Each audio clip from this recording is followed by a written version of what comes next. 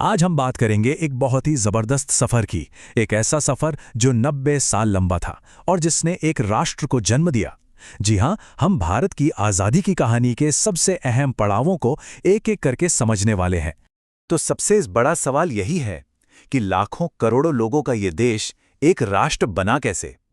सोचिए, इतनी भाषाएं, इतने धर्म, इतनी अलग-अलग संस्कृतियां, इन सब ने मिलकर आजादी का एक सपना कैसे देखा, और उससे भी बड़ा सवाल, उस सपने को सच कैसे किया। इस पूरे सफर को समझने के लिए ये जो तस्वीर है ना, ये हमारे लिए एक रोड मैप की तरह है। तो चलिए इसी के सहारे भारत की आज़ादी की कहानी के हर एक मोड़ से गुजरते हैं। तो कहानी की शुरुआत होती है 19वीं सदी के बीच से। ये वो दौर था जब आज़ादी के आंदोलन की, आप कह सकते हैं, नींव रखी जा रही थी।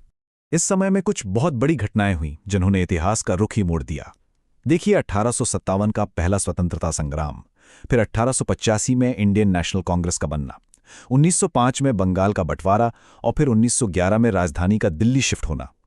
ये सिर्फ तारीखें नहीं है, बल्कि एक राष्ट्र के बनने की पहली सीढ़ियां थीं। तो सबसे पहले बात करते हैं 1857 की।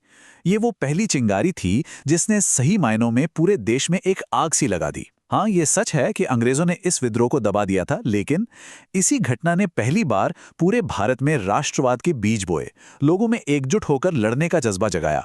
अब देखिए, लड़ाई सिर्फ सड़कों पर नहीं हो रही थी, बल्कि उसे एक संगठित रूप मिल रहा था। 1885 में बनी इंडियन नेशनल कांग्रेस, जिसने इस आंदोलन को एक प्लेटफॉर्म दिया। लेकिन जैसा होता है, जल्द ही विचारों में मतभेद भी सामने आने लगे। 1907 आते आते कांग्रेस दो हिस्सों में बंट गई। एक तरफ थे नरम दल, जो शांति से अपनी बात रखना चाहते थे, और दूसरी तरफ गरम दल, जो स्वराज के लिए सीधी कार्रवाई की बात करते थे। और ये बंटवारा एक तरह से इस आंदोलन के बड़े होने का ही संकेत था। चलिए अब कहानी के अगले पड़ाव पर चलते हैं। ये एक ऐसा दौर था जब स्टेज पर एक ऐसे इंसान की एंट्री हुई जिसने भारत के स्वतंत्रता संग्राम की पूरी तस्वीर ही बदल कर रख दी। नाम था महात्मा गांधी। और उनके आने के साथ ही विरोध का एक नया दौर शुरू हुआ। ये दौर था बड़े बड़े जन आंदोलनों का, अहिंसक प्रतिरोध का। 1915 में गांधी जी भारत आए, फिर 1919 का वो भयानक जलियांवाला बाग हत्याकांड हुआ, 1921 में असहयोग आंदोलन शुरू हुआ, और 1928 में साइमन कमीशन का विरोध। आप देख सकते हैं कि हवा में एक अलग ही ऊर्जा और संकल्प था। साल 1915 में गांधी जी का भारत लौटना एक तरह से गेम चेंजर था। क्यों? क्योंकि वो अपने साथ एक बिल्कुल नया हथियार, एक नया फिलॉसफी लेकर आए थे। सत्याग्रह, मतलब सत्य के लिए आग्रह, बिना हिंसा किए, बिना झुके अन्याय का सामना करना। ब्रिटिश साम्राज्य के खिलाफ ये एक जबरदस्त और बिल्कुल नया हथियार था। और भारत आते ही गांधी जी ने अपने इस सत्याग्रह के हथियार को टेस्ट करना शुरू कर दिया। सबसे पहले 1917 में चंपारण के नील किसानों के लिए, फिर उसी साल अहमदाबाद के मिल मजदूरों के लिए, और 1918 में खेड़ा के किसानों के लिए। इन तीनों आंदोलनों ने एक बात साफ कर दी कि अगर आम लोग एक साथ खड़े हो जाएं, तो बड़े से बड़ा बदलाव मुमकिन है। लेकिन फिर आया साल 1919, जो देश के इतिहास में एक काले अध्याय की तरह है।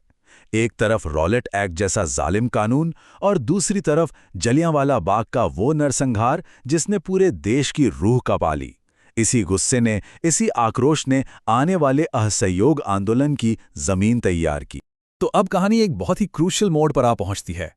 अब बात सिर्फ कुछ सुधारों या रियायतों की नहीं थी। अब लक्ष्य एक था और साफ था, पूर्ण स्वतंत्रता, कंप्लीट इंडिपेंडेंस। और ये दशक था सीधी कार्रवाई का और एक मजबूत इरादे का। चाहे वो 1929 में भगत सिंह का असेंबली में धमाका हो, या 1930 का ऐतिहासिक दांडी मार्च, हर एक कदम अब सिर्फ एक ही मंजिल की तरफ बढ़ रहा था, पूर्ण स्वराज। 26 जनवरी 1930, इस तारीख को याद रखना बहुत जरूरी है। इसी दिन कांग्रेस ने ऐलान कर दिया कि उनका आखिरी लक्ष्य पूर्ण स्वराज है। मैसेज बिल्कुल क्लियर था, अब कोई समझौता नहीं, हमें सिर्फ और सिर्फ पूरी आजादी चाहिए।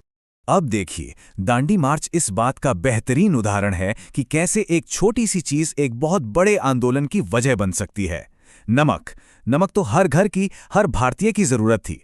गांधी जी ने बस इसी को अपना हथियार बनाया। वो दांडी तक पैदल गए, नमक कानून तोड़ा, और उनके इस एक कदम ने पूरे देश में सविनय अवज्ञा आंदोलन की आग लगा दी।